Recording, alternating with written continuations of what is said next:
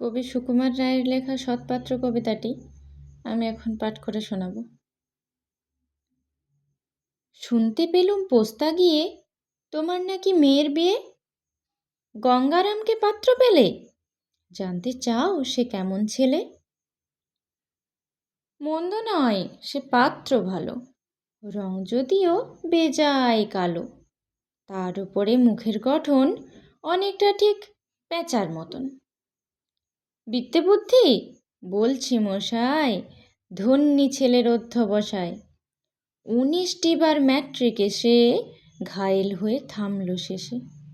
বিষয় আশয় গরিব বেজায়, কষ্টে সৃষ্টে দিন চলে যায়।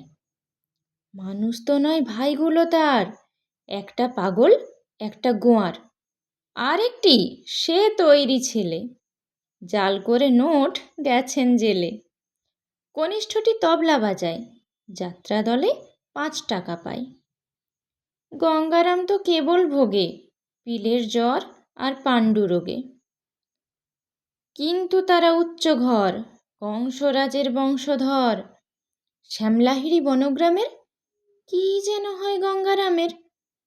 যা হোক এবার পাত্র পেলে, এমন কি আর মন্দ ছেলে।